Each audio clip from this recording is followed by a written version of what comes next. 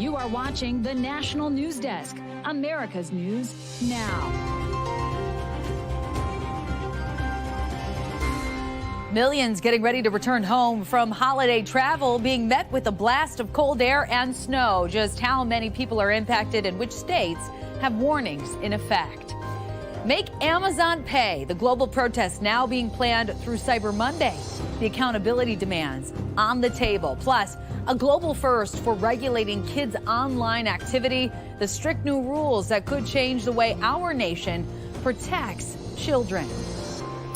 This is the National News Desk, America's News Now. I'm Amira David. Right now, the first Arctic outbreak of the season, causing temperatures to plunge for well over 230 million Americans. In the plains and upper Midwest, the wind chill dipping as far as 30 degrees below zero, temperatures that could cause hypothermia and frostbite if unprotected skin is exposed. And we've got some brand new video for you of the snow that is happening in the Northeast. And these are the shocking snow forecasts through Wednesday in some places in New York. 6 feet of snow over the next few days. Lake effect snow warnings also in place in Pennsylvania, Michigan, and Ohio. The winter weather also putting a slight snarl in travel as Americans look to return home after the Thanksgiving holiday. According to FlightAware, there have been 2,000 delays and 34 cancellations so far today for U.S. flights. Airlines are already seeing record travel numbers over Thanksgiving, as was predicted.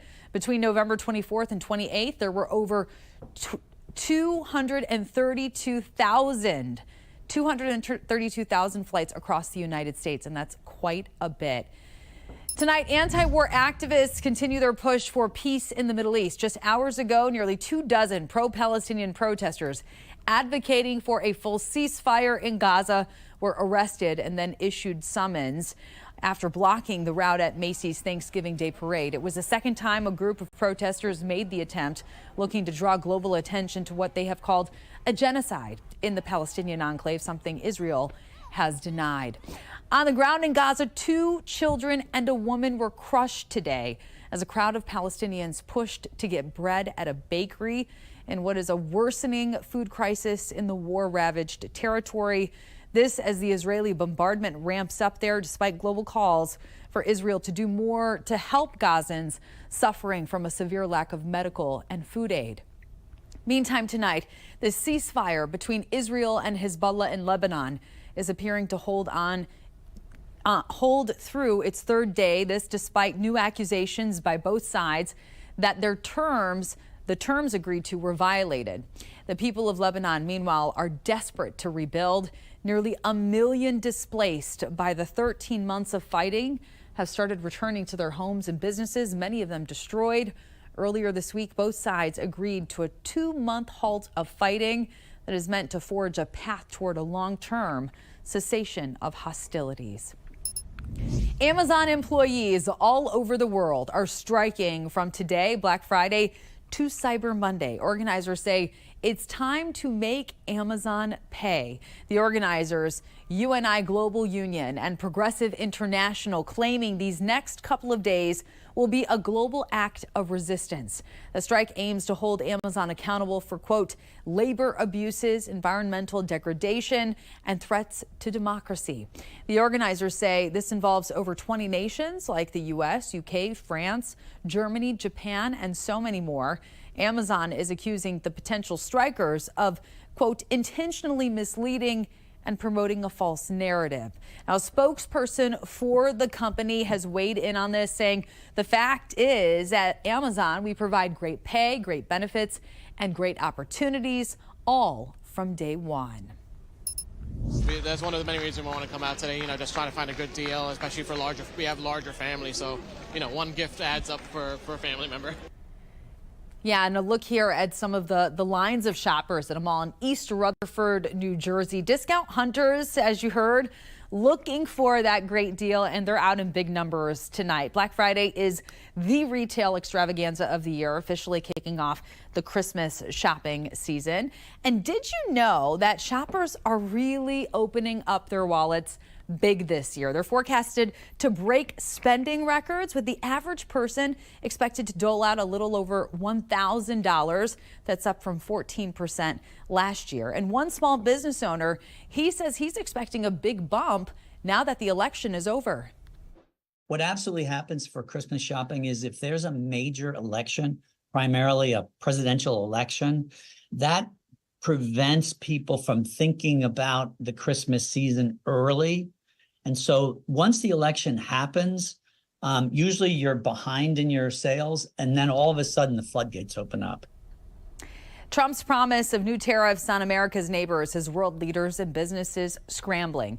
It's unknown if Trump will actually go through with his threats or just use them as bargaining chips. Here's more with national correspondent Matt Galka. Incoming President Donald Trump's promise to levy new tariffs on China, Mexico, and Canada already has the world leaders talking to avoid a trade war. Trump threatened new 25% tariffs on goods from Mexico and Canada as a penalty until fentanyl drug flow and illegal immigration are curbed. President Joe Biden says taxing America's neighbors is a bad idea. I hope he rethinks it. I think it's a counterproductive thing to do. Trump and Mexico's president, Claudia Sheinbaum, have been going back and forth this week on tariffs, including a phone call on Wednesday. Trump called the phone call wonderful and claimed on Truth Social Sheinbaum has agreed to stop migration through Mexico and into the United States, effectively closing our southern border. While Mexico's president said the call was excellent, she also pushed back on a closed border, with a post on X reading, "We reaffirm that Mexico's stance is not to close borders, but to build bridges between governments and peoples." Experts say the tariff threat could just be a strategy to renegotiate trade deals. Probably a bargaining tool, but you never know with Donald Trump, right? China and Mexico are both complicit in the entry of these drugs in the United States. And so Trump is simply saying, look, you have to do a better job keeping these drugs out of our country. There's also a fear that tariffs on imports will raise prices for American companies and consumers, including the auto industry relying on both of America's neighbors for parts and labor. I hope it's not an intent to either hurt the domestic auto industry or the consumer. So I hope he'll take time to understand the impact. I'll work with them on trade. Let's do it right. Mexico's president told Trump that there were already efforts underway in her country to reduce fentanyl consumption, as well as stopping migrant caravans from reaching the border. She also told reporters this week that there would be no tariff war with the U.S. Reporting in Washington, I'm Matt Galka for the National News Desk, America's News Now. Matt, thank you. We move now to a string of deadly Thanksgiving shootings. Starting in Texas, 2 people there killed, 2 others hurt in a shooting in San Antonio. It happened at around 8 a.m. Police saying the shooter and the victims all knew each other, and the suspect is in custody tonight. But that's not the case in a separate shooting in Minneapolis, where police say a 21-year-old man was shot and killed inside his apartment on Thanksgiving night. He eventually died from his injuries, and right now police are still searching for the suspect. Police also asking for the public's help to solve a deadly shooting in Fresno, California. Early Thanksgiving morning, police were called to the scene after reports of gunfire. When they arrived, they found 1 man dead. They took another to the hospital, and so far, no information on a possible suspect or motive. Turning now to Capitol Hill, where we're giving you a live look after multiple lawmakers from Connecticut say their homes received bomb threats on Thanksgiving. Congressman Jim Hines, Joe Courtney, John Larson, and Congresswomen Johanna Hayes and Rosa DeLauro were all threatened, in addition to Senator Chris Murphy. These threats come just 24 hours after several of Trump's cabinet picks were also targeted. In January, authorities said it investigated over 8,000 incidents involving threats to members of Congress in 2023, a nearly 10% increase from the year prior. Australia leading the way when it comes to Western countries protecting kids online. Their parliament banning anyone under the age of 16 from having social media accounts. National correspondent Kayla Gaskins joining us from Washington with more. Resolved in the affirmative.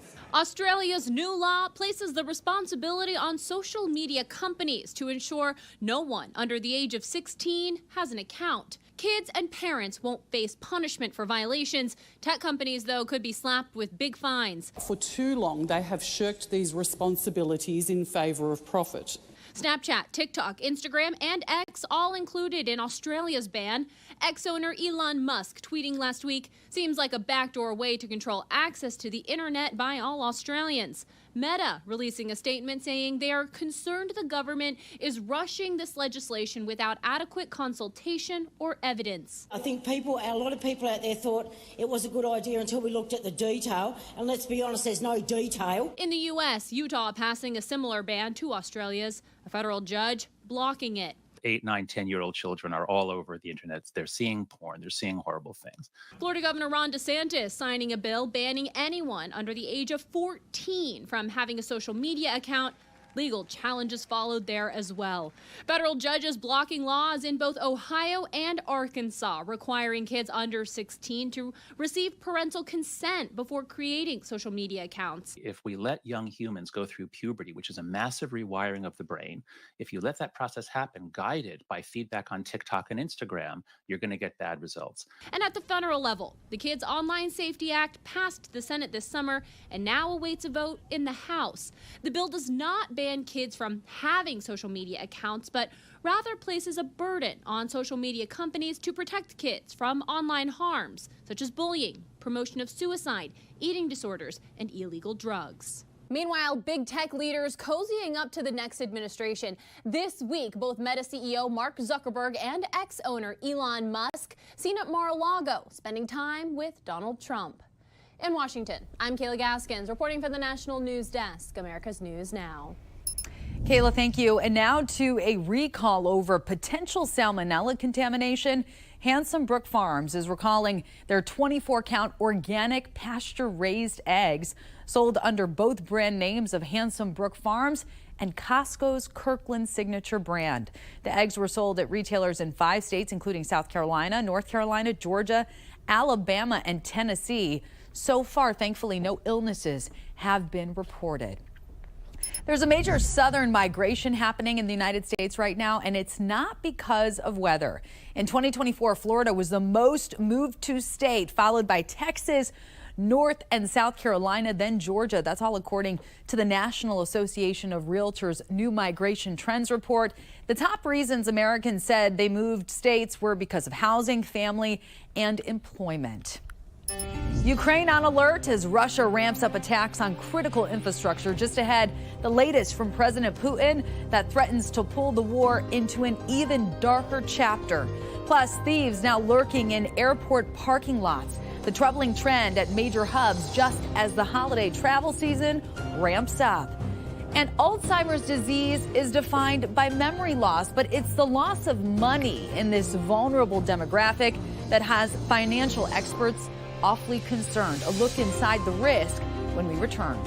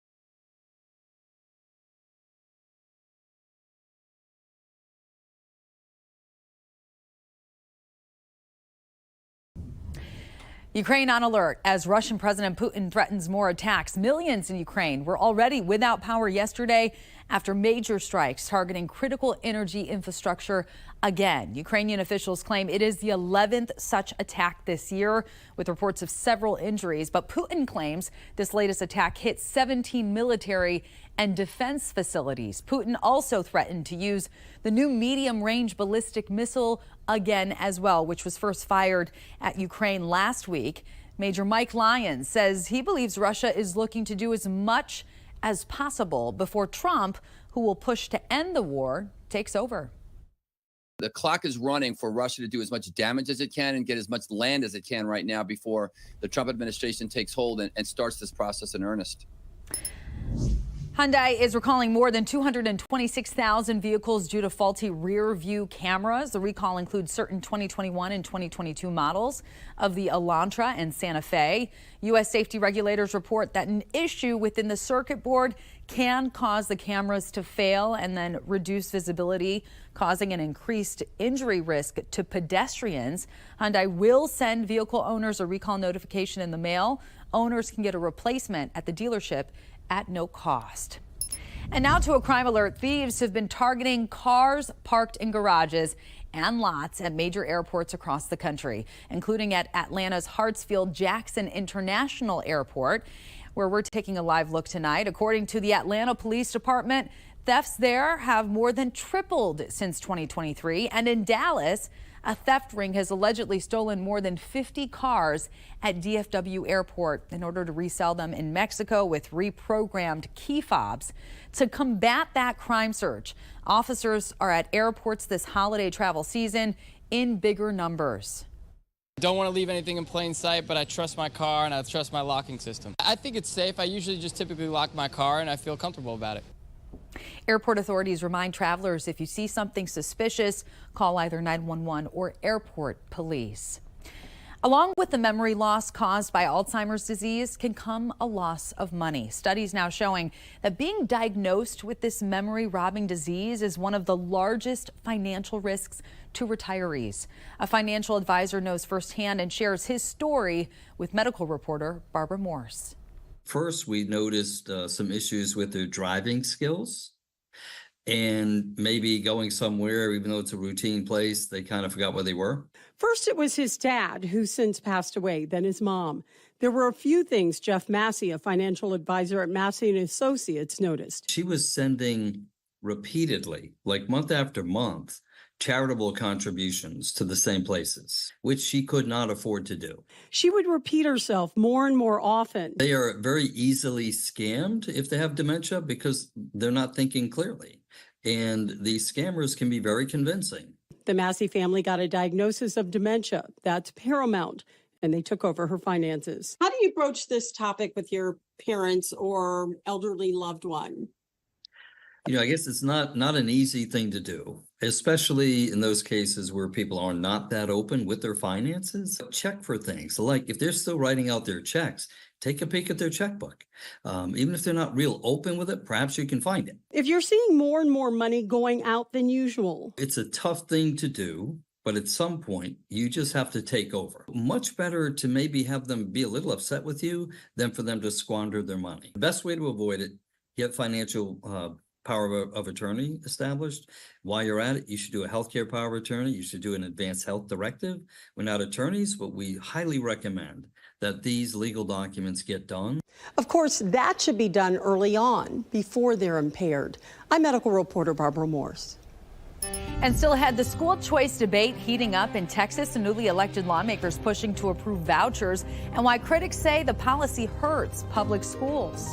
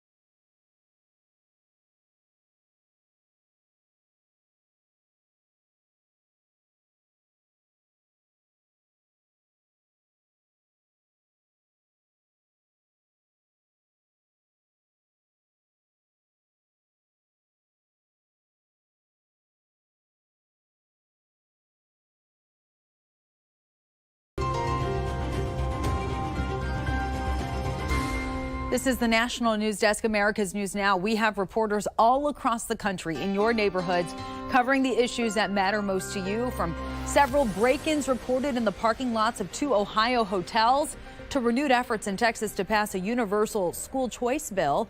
We are taking the pulse of America, but we begin in North Carolina, where 70% of tracked scams are now linked to Hurricane Helene relief donations.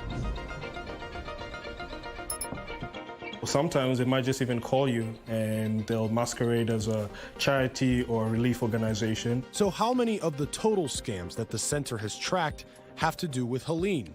I'll say about 70%, because at that point they know, one, for the hurricane situation, they know people need help.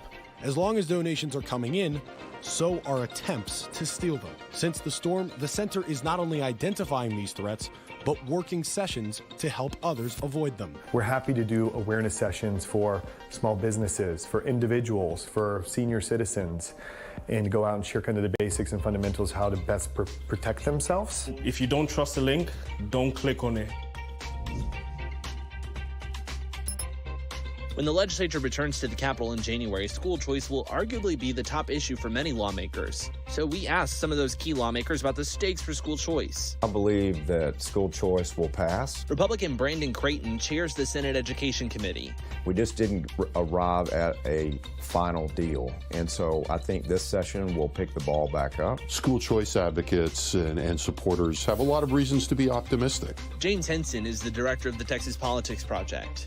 I still think, the details are yet to be determined, and, how firm all of that support is, again, depending on what the particulars are, is yet to be seen. There's somebody's wallet on the top of their car. That window's open. This one's mine. They couldn't get into it, so they busted the window. They tried to get this one, and they didn't get it. 3:30 in the morning. One guest at the Extended Stay America in East Columbus realizing multiple cars broken into and videoing the aftermath early Thanksgiving morning. Frances Cruz traveling from Chicago to celebrate her sister's wedding and Thanksgiving. Now, she wouldn't consider this trip a celebration at all. So this was shocking and disappointing, and it feels like such a violation. CPD saying that this is one of 2 hotels to have break-ins. Another hotel near Worthington in North Columbus, the Wood Spring Suites, police say had at least 15 cars targeted as well. There are business travelers like myself who have the option to choose Columbus or not to choose Columbus. It's a bad look. Well, is it a snack or modern art? How much one billionaire was willing to pay for this fruit duct taped to a wall, and what he did with it after becoming its owner.